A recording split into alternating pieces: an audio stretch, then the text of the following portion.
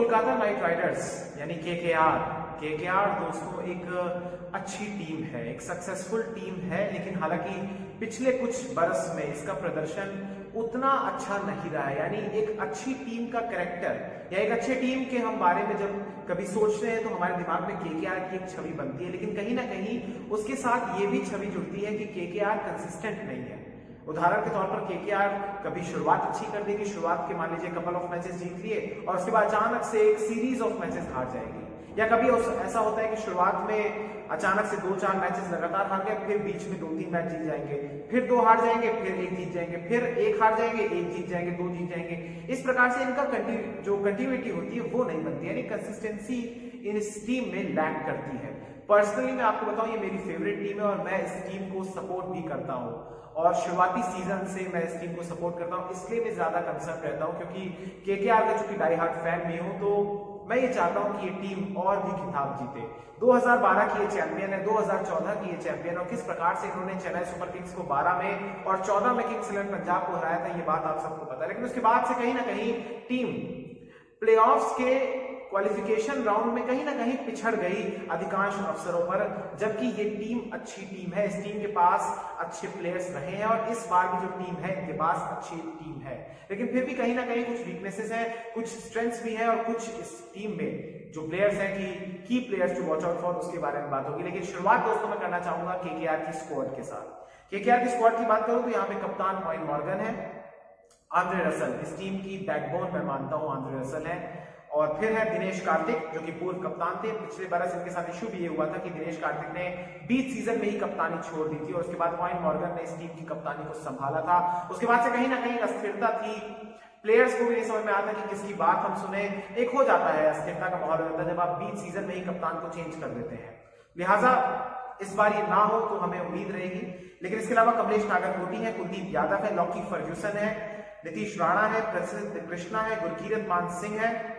इन्हें रिंकू सिंह की, क्योंकि रिंकू सिंह चोट की वजह से आईपीएल से बाहर हो रहे हैं, लिहाजा गुरकीरत मान सिंह को इन्होंने खरीदा है, टीम के साथ जोड़ा है। संदीप वॉरियर इस टीम में, शिवम मावी, वैभव अरोड़ा, शाकिब अल हसन है इसमें, शुभमन गिल है, सुनील नरेन है, PAT Cummins, Rahul Tripathi, Varun Chakravarthy, Tim Seifert है, हरभजन सिंह है, करुण नायर है, पवन नेगी है, वेंकटेश अय्यर है, शेल्डन जैक्सन है और है बेन कटिंग। तो ये तो आपने स्क्वाड देख लिया दोस्तों। अब यहां पर बात करना चाहूंगा मैं, आखिर इन्होंने किन खिलाड़ियों को रिलीज किया है, क्योंकि ऑप्शन हुई थी, केकेआर ने भी रिलीज किया कुछ प्लेयर्स को।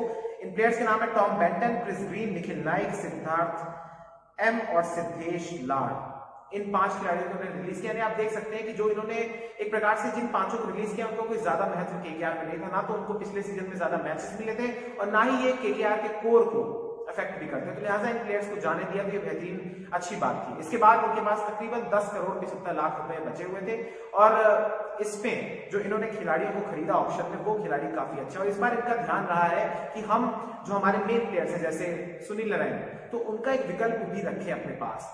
जैसे हमारे पास आंद्रे रसल है तो आंद्रे रसल का भी एक अच्छा विकल्प रखे हैं केकेआर, इसी चीज पर इनका फोकस था और इसी तरीके से इन्होंने बाई भी किया। जैसे इन्होंने शाकिब अल हसन को खरीदा 3 करोड़ 20 लाख रुपए में, करुण नायर को इन्होंने खरीदा, एक ऐसे बैट्समैन जो कि या तो टॉप ऑर्डर में आ सकते हैं, उस समय आपके लिए कारगर सिद्ध हो सकते हैं जब आपका कोलैप्स हो जाए, तो करुण नायर बेहतरीन एक बाई है, 2 करोड़ में इनको खरीदा। हरभजन सिंह एक्सपीरियंस लाते हैं, ऑलराउंडर है, ऑफ स्पिनर है, बेहतरीन खिलाड़ी है, उनका एक्सपीरियंस काम आएगा इस टीम में एक प्रकार से, तो ये बहुत अच्छा बाई है। एक प्रकार से आप देख सकते हैं कि ये शाकिब अल हसन और हरभजन सिंह आप सुनील नारायण के विकल्प के तौर पर देख सकते हैं। हरभजन सिंह को इन्होंने 2 करोड़ रुपए में खरीदा है। बेन कटिंग आंद्रे रसल का विकल्प, आंद्रे रसल ऐसा प्लेयर तो हालांकि कोई नहीं है जितना क्लीन हिटिंग वो करते हैं, जितना तबाही वो मचा सकते हैं, लेकिन फिर भी बेन कटिंग उनके कम से कम 60% साबित हो सकते हैं, उनके एक बेहतरीन विकल्प साबित हो सकते हैं। तो बेन कटिंग को 75 लाख रुपए में खरीदा है। पवन नेगी को 50 लाख में खरीदा है, अनदर ऑलराउंडर जो कि ऑफ स्पिन करते हैं या स्लो लेफ्ट आर्म स्पिन करते हैं। शेल्डन जैक्सन इन्होंने 20 लाख रुपए में खरीदा है। शेल्डन जैक्सन की घर वापसी हुई है केकेआर में। वेंकटेश अय्यर और वैभव अरोड़ा ये 2 अनकैप्ड प्लेयर्स, इनको 20 लाख रुपए में खरीदा गया है केकेआर के द्वारा। अच्छी बाइज इन्होंने दी है। यहाँ पर मैं दोस्तों बताना चाहूंगा कि आइडियल 11 में क्या सोचता हूँ जो कि केकेआर की हो सकती है, जो इनको मदद कर सकती है इस बार टूर्नामेंट जीतने में या प्लेऑफ क्वालिफाई करने के लिए। देखिए वैसे तो ये 4 वेन्यूज में खेल रहे हैं जिसमें पहले शुरुआत इनकी चेन्नई से होगी, फिर मुंबई में जाएंगे, फिर अहमदाबाद में, फिर बेंगलुरु में अंत में। लेकिन कहीं ना कहीं आइडियल 11 अगर ये खेले, एक दो चेंजेस कर सकते हैं या फॉर्म को देखकर या फिर वहां की परिस्थितियों को देखकर, लेकिन शुरुआती चरण में अगर ये टीम खिलाए तो मुझे लगता है कि इसकी शुरुआत अच्छी होगी केकेआर की। मैंने जो टीम सोची है या जो मेरी आइडियल 11 वो ये है कि शुभमन गिल, नीतीश राणा ओपनिंग में आए दोनों, शाकिब अल हसन को मैं खिलाना चाहूंगा। सुनील नारायण को पहले कुछ मैचेस में मैं नहीं रखना चाहूंगा, क्योंकि सुनील नारायण की मेरा ऐसा मानना है कि सुनील नारायण की जो पीक थी वो कहीं ना कहीं अब जा चुकी है, वो एक्स फैक्टर अब नहीं रहे हैं। हालांकि पिछले सीजन में उन्होंने एक मैच में एक अच्छी झलक दिखाई थी जब उसने मुझे याद आ रहा है कि दिल्ली कैपिटल्स की तरफ से 60 या 65 रन की पारी खेली थी, ताबड़तोड़ पारी खेली थी। लेकिन कहीं ना कहीं सुनील नारायण में वो बात नहीं रही, और वो एक्शन की जो समस्या उनके साथ है उसने उनकी बेहतरीन गेंदबाजी को कहीं ना कहीं फीका करके रख दिया है। लेकिन बात यहाँ पर आइडियल 11 की करूंगा तो शुभमन गिल और नीतीश राणा मेरे स्टार्टर्स होंगे, ओपनर्स होंगे। फिर शाकिब अल हसन को मैं खिलवाऊंगा, बांग्लादेश के बेहतरीन ऑलराउंडर है, बैन के बाद वापस आ रहे हैं और इस बार केकेआर में मुझे लगता है कि एक्स फैक्टर भी साबित होंगे। ऑयन मॉर्गन कप्तान चौथे स्थान पर, डीके यानी दिनेश कार्तिक, ये चौथा और पांचवा सफल हो सकता है, कभी पांचवें पे वो आ जाए, कभी चौथे पे आ जाए, वो परिस्थितियों को देखकर। आंद्रे रसल छठे स्थान पर, इनका भी सफल हो सकता है अगर टीम का बहुत अच्छा स्टार्ट हो गया, 12 ओवर की बात हो गया तो आई थिंक रसल को भेजना चाहिए चौथे या पांचवें स्थान पर, चौथे स्थान पर, बल्कि ये तबाही मचा सकते हैं। लेकिन फिलहाल अगर सब कुछ एक प्रकार से चल रहा है परिस्थितियों के हिसाब से, तो यहाँ पर रसल का छठा स्थान होना चाहिए। पैट कमिंस को खिलाना चाहिए, बेहतरीन ऑलराउंडर है, बेहतरीन फास्ट बॉलर है और केकेआर के लिए विकेट टेकर है। शुरुआत में अगर ये झटके दे देते हैं तो फिर सामने वाली टीम की कमर टूट सकती है। इसके अलावा प्रसिद्ध कृष्णा होंगे जिन्हें हाल ही में अभी इंडिया की कैप भी मिली थी, इंडिया के लिए उन्होंने अच्छा प्रदर्शन भी किया था, उन्हें खेलना होगा। वरुण चक्रवर्ती बेहतरीन स्पिनर, मिस्ट्री स्पिनर, पिछली बार बहुत अच्छा प्रदर्शन किया था, डेब्यू उनका सीजन था, लेकिन इंडियन टीम में भी सिलेक्शन हो गया था लेकिन चोट के कारण नहीं होते। इस बार उम्मीद करते हैं कि फिट रहेंगे तो जरूर परफॉर्मेंस करेंगे Varun Chakravarthy.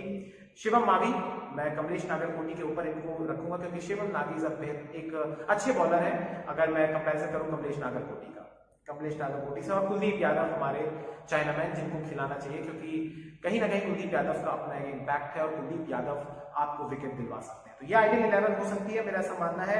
X factor players की बात करूं तो यहाँ पर मुझे जो दो खिलाड़ी लगते हैं एक्स फैक्टर, उसमें आप आंद्रे रसल को रखिए और रखिए शाकिब अल हसन को, क्योंकि आंद्रे रसल एक ऐसे खिलाड़ी है जो कि अगर शुरुआत में स्टार्ट हो गए या उन्होंने किसी भी मैच में जिता दिया या किसी मैच में वो स्टार्ट हो गए, फायर पावर के साथ शुरू हुए, तो उसके बाद उस मैच को एक तरफा वो कर देंगे और सामने वाली टीम लिटरली आंसू रोएगी कि आखिर आंद्रे रसल आउट हो जाए। क्योंकि आंद्रे रसल एक ऐसे प्लेयर है जो क्लीन हिटिंग करते हैं, कितने भी आप उन्हें बॉल दे दीजिए वो उसके दुगने रन बना के आपको देंगे, डबल स्ट्राइक रेट के साथ बैटिंग करते हैं। अगर आखिरी के 8-10 ओवर बचे उसमें ये आंद्रे रसल 120-130 रन तक भी मार सकते हैं अगर ये टिके रहे, तो इस प्रकार के प्लेयर है। और साथ अगर इनको ऑयन मॉर्गन का मिल जाए तो अच्छा फिनिश भी हो सकता है केकेआर का। डीके का नाम भी लेना जरूरी है क्योंकि वो भी अच्छे फिनिशर की भूमिका अदा कर सकते हैं इस टीम के लिए। इस टीम की यही एक प्रकार से कमी भी है कि ये टीम काफी ज्यादा रिलाय करती है आंद्रे रसल पर, ये बहुत बड़ी कमी है। इनका मनोबल भी बैठ जाता है अगर आंद्रे रसल नहीं चलते हैं शुरुआत में, यही पिछले बरस भी हमने देखा। प्लस एक चीज और की, जैसे पिछले बरस कैप्टेंसी में सफल हुआ, कभी शुरुआत में डीके थे फिर ऑयन मॉर्गन बन गए, तो उसमें भी कहीं ना कहीं इनको नुकसान पहुंचा। और एक चीज ये पहुंची कि केकेआर की टीम शुरुआती पावर प्ले में और लास्ट के डेथ ओवर्स में विकेट निकालने में सक्षम नहीं रही है, सफल नहीं हुए, ये उनको बहुत ज्यादा भारी पड़ा। इसीलिए इनकी पिटाई हुई है पिछले बार। लॉकी फर्ग्यूसन का जब आगमन हुआ उसके बाद थोड़ा कंट्रोल में आया, लेकिन लॉकी फर्ग्यूसन के आगमन से पहले केकेआर की बॉलिंग की पावर प्ले में जो शुरुआती पावर प्ले होता है 6 ओवर्स का, उसमें पिटाई होती है और अंतिम डेथ ओवर्स में भी ज्यादा पिटाई होती है आरसीबी के साथ। तो केकेआर भी उस पायदान में है टॉप की टीम में जिनकी पिटाई होती है। इस बार इनको ये सोचना होगा कि इस बार हमें अपनी बॉलिंग को मजबूत रखना है, कहीं ना कहीं एक ऐसा कॉम्बिनेशन भी बैठाना होगा आगे आने वाले मैचेस में कि लॉकी फर्ग्यूसन को भी पैट कमिंस के साथ जोड़ा जाए ताकि इनकी बॉलिंग और भी ज्यादा मजबूत हो सके। ओवरऑल मुझे लगता है कि ये टीम इस बार प्लेऑफ्स में क्वालिफाई करेगी क्योंकि 2019 और 2020 यानी पिछले बरस और उससे पहले बरस 5वें पायदान में रही थी और पिछले बरस तो ये हो गया था कि 14 पॉइंट्स इनके भी थे लेकिन रन रेट में पिछड़ गई थी। इसलिए इस बार इनको स्टार्ट भी अच्छा लेना है, इस बार इनको बड़े टोटल्स भी बनाने हैं और चेस भी अच्छे तरीके से करना है। ये ध्यान में रखते हुए कि अगर आप किसी छोटे टोटल को चेस कर रहे हैं तो फिर आपके पास विकेट्स कम बचने चाहिए, जल्दी आप उसको चेस कीजिए क्योंकि ये टीम बेहतरीन टीम है, कहीं ना कहीं पिछड़ती है तो नेट रन रेट पर पिछड़ जाती है। इसलिए मुझे उम्मीद है कि ये टीम इस बार परफॉर्म अच्छा करेगी। दिल से मेरी ख्वाहिश है कि ये टीम इस बार एक खिताब जीते, पुरस्कार जीते आईपीएल का, लेकिन फिलहाल मेरी प्रेडिक्शन ये है कि ये टीम पहुंचेगी प्लेऑफ्स में। अब बढ़ते हैं अगली टीम की तरफ यानी आरसीबी की तरफ, रॉयल चैलेंजर्स बैंगलोर। तो वीडियो के इस दूसरे और आखिरी हिस्से में बात करूंगा आरसीबी के बारे में, रॉयल चैलेंजर्स बेंगलोर के बारे में। और आरसीबी एक ऐसी टीम है दोस्तों जिसके कप्तान विराट कोहली हैं और वो देश की कप्तान भी है, देश की टीम के कप्तान भी है। और कहीं ना कहीं आरसीबी से अपेक्षा लगाई जाती है कि बेहतरीन खिलाड़ियों के होने के बावजूद भी आखिर क्यों ये टीम खिताब नहीं जीत पाई। हालांकि ऐसा नहीं कि इस टीम ने कभी फाइनल नहीं खेला, बल्कि इस टीम ने 3 बार फाइनल खेला है, लेकिन फिर भी ये टीम कहीं ना कहीं ट्रॉफी नहीं ले पाई है, ट्रॉफी को अपने हाथों में नहीं रख पाई है। कहीं ना कहीं आरसीबी के लिए मैं बताऊं तो इस टीम के पास स्टार खिलाड़ी हमेशा से मौजूद रहे हैं, लेकिन अगर मैं पिछले कुछ बरस की बात करूं, पिछले कुछ वर्षों की बात करूं, तो इनका जो ज्यादा से ज्यादा फोकस रहता है, ज्यादा से ज्यादा जो रिलाई करती है टीम, ये रिलाई करती है कप्तान विराट कोहली और एबी डिविलियर्स पर। हालांकि इस बार के ऑक्शन के तहत इन्होंने एक प्रयास किया है कि इनका जो पूरा का पूरा फोकस है वो कहीं ना कहीं, पूरा का पूरा जो बोझ है वो शिफ्ट हो जाए ग्लेन मैक्सवेल की तरफ। वो देखना होगा कि कैसे वो सीजन में परफॉर्मेंस करते हैं। लेकिन कहीं ना कहीं आरसीबी से उम्मीदें सबकी रहती है, लेकिन आरसीबी निराश करती है। उम्मीद करते हैं कि इस बार निराश ना करें। अब निराश नहीं करेगी, इसके लिए स्क्वाड के बारे में बात करना जरूरी है, इनकी स्ट्रेंथ वीकनेस उसी के फॉलो करेगी। सबसे पहले इनके स्क्वाड की बात करूं तो इसमें जाहिर सी बात है कोहली कप्तान है, विराट कोहली, एबी डिविलियर्स है इनके पास, और है देवदत्त पट्टिकल, मोहम्मद अजहरुद्दीन, फिन एलन है, सचिन बेबी है, रजत पाटीदार है, सुयश प्रभुदेसाई है, श्रीकर भारत है, ग्लेन मैक्सवेल है, वाशिंगटन सुंदर है, डैनियल क्रिश्चियन है, डैनियल सैम्स है, शाहबाज अहमद है, पवन देशपांडे है, काइल जेमिसन है, मोहम्मद सिराज, यूजी चहल है, नवदीप सैनी, एडम जैम्बा, के रिचर्डसन और हर्षल पटेल। अच्छा स्क्वाड लग रहा है इनका। और यहाँ पर आप देख सकते हैं कि इन्होंने मोहम्मद अजहरुद्दीन को लिया, जिन्होंने डोमेस्टिक क्रिकेट में भारत के लिए केरला की तरफ से खेलते हुए, माफ कीजिएगा, अच्छा प्रदर्शन किया है, चाहे विजय हजारे ट्रॉफी हो या फिर हो मुश्ताक अली T20। हालांकि मोहम्मद अजहरुद्दीन को बाई करना एक अच्छा प्रोस्पेक्ट हो सकता है, लेकिन ये कैसा परफॉर्म करते हैं तो भविष्य ही बताएगा। इन्होंने इस बार लिया है ग्लेन मैक्सवेल को सबसे ज्यादा कीमत देकर इस टीम ने। इनके पास भी काफी अच्छा पर्स था, 35 करोड़ के आसपास के पैसे बचे थे, जिसमें से इन्होंने 14.25 करोड़ यानी 25 लाख रुपए, 14 करोड़ 25 लाख रुपए इन्होंने ग्लेन मैक्सवेल को दिए। ग्लेन मैक्सवेल हमेशा से उम्मीद उनसे रहती है कि कभी ना कभी तो वो चलेंगे, लिहाजा इस बार आरसीबी उनसे यही उम्मीद कर रही है। इसके अलावा इस टीम ने डैनियल क्रिश्चियन को भी लिया है, जो कि कई बरस के बाद, कई वर्षों के बाद लौट रहे हैं आईपीएल में। अच्छा फिनिश कर सकते हैं, उम्मीद है, एक्सपीरियंस खिलाड़ी है, कैसा परफॉर्म करेंगे देखना दिलचस्प होगा। इसके अलावा दोस्तों इन्होंने काइल जेमिसन को लिया, एक लंबे कद के बॉलर है न्यूजीलैंड के, और अच्छा करते हैं, ऑलराउंडर है, बैटिंग कर लेते हैं, शॉट्स लगा लेते हैं, देखते हैं आरसीबी की तरफ से क्या कर पाएंगे इस बार। पहला इनका डेब्यू सीजन है काइल जेमिसन का। बाकी इनके पास इंडियन कोर है बॉलिंग में, जिसमें यूजी चहल है, नवदीप सैनी है, मोहम्मद सिराज है, तीनों इंडिया के लिए खेल चुके हैं, तीनों के पास एक्सपीरियंस भी है, तीनों मुझे उम्मीद लगता है कि अच्छा प्रदर्शन करेंगे। अब बात दोस्तों यहाँ पर मैं करूंगा प्लेयर्स रिलीज की, यानी इन्होंने किन प्लेयरों को रिलीज किया है। उसमें इन्होंने मोइन अली को रिलीज किया, शिवम दुबे को किया। शिवम दुबे को करना हालांकि मैं मानता हूँ गलत था, लेकिन इन्होंने किया। गुरकीरत सिंह मान को किया है, आरन फिंच को किया है, क्रिस मॉरिस को किया है, पवन नेगी को किया है, पार्थिव पटेल रिटायर हो चुके हैं, डेल स्टेन इस बार अनअवेलेबल है, और इसरू उडाना और उमेश यादव इनको इन्होंने रिलीज किया है। इसके अलावा जिन लोगों को इन्होंने खरीदा है, जिनसे इन्होंने रिप्लेस किया है, उसमें आप देखिए इसमें ग्लेन मैक्सवेल 14 करोड़ 25 लाख, जैसा कि मैंने शुरुआत में आपको बताया। मोहम्मद अजहरुद्दीन को 20 लाख रुपए में खरीदा है। काइल जेमिसन को इन्होंने 15 करोड़ रुपए में खरीदा है। माफ कीजिएगा, मैंने मैक्सवेल के लिए कहा था कि इन्होंने सबसे ज्यादा पर्स खोला है, लेकिन नहीं, वो काइल जेमिसन थे। काइल जेमिसन और मैक्सवेल दोनों को मिलाकर इन्होंने तकरीबन 29 करोड़ या 29.5 करोड़ रुपए के आसपास दिए, 29.25 करोड़ रुपए के आसपास, क्योंकि 2 खिलाड़ियों में इन्वेस्ट करना बहुत बड़ी बात है। यानी आप किस प्रकार से इन 2 खिलाड़ियों पर निर्भर करते हैं, ये दिखाता है इस टीम की माइंडसेट और योजना के अनुसार।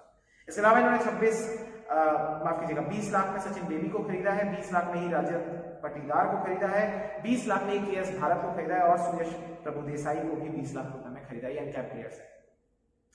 तो बात दोस्तों मैं करूंगा इस टीम की आइडियल 11 की, जो कि होनी चाहिए। मुझे उम्मीद है कि ये टीम अगर क्वालिफाई करे तो इस टीम को इसके साथ जाना चाहिए, इस टीम के साथ, क्योंकि इनके मुकाबले चेन्नई, मुंबई, अहमदाबाद और कोलकाता में होंगे। तो शुरुआती लेग के लिए मेरा मानना है कि विराट कोहली और देवदत्त पट्टिकल को ओपनिंग करनी चाहिए। अगर विराट कोहली ओपनिंग करते हैं इस टीम के लिए, जो कि संभव है करेंगे, तो इस टीम के कई सारे इशू, कई सारे मसले हल होते हुए दिखते हैं।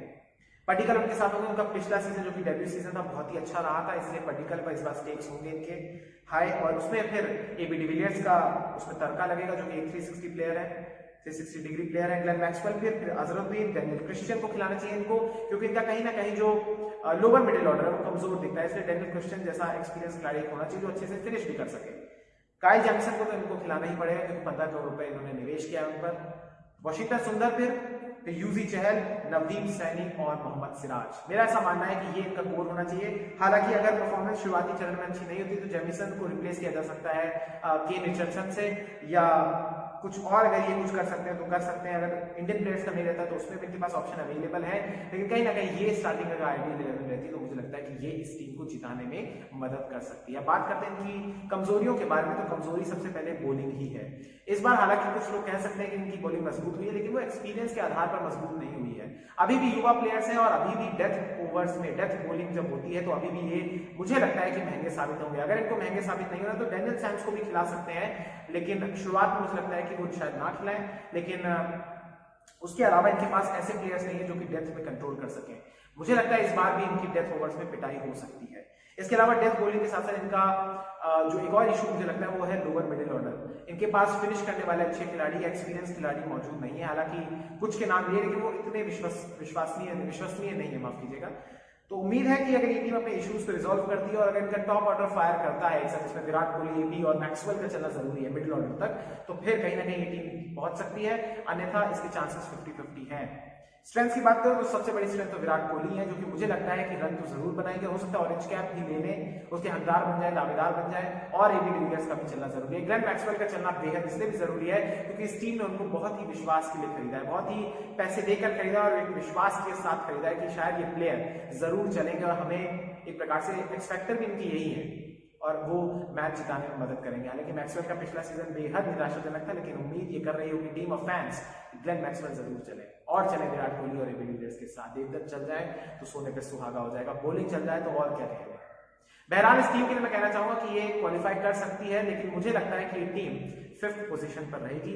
अब बेहतरीन खेलेगी तो क्वालिफाई करेगी भी, लेकिन शुरुआती मुझे पेपर देखकर लगता है कि ये ऐसा हो सकता है।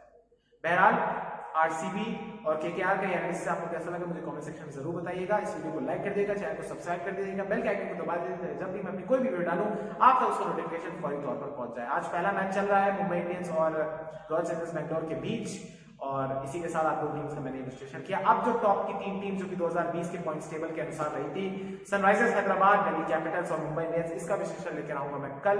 तब तक के लिए मुझे दीजिए इजाजत। बहुत बहुत शुक्रिया, बहुत बहुत धन्यवाद। जय हिंद, जय भारत, वंदे मातरम, इंकलाब जिंदाबाद, सत्यमेव जयते। नमस्कार।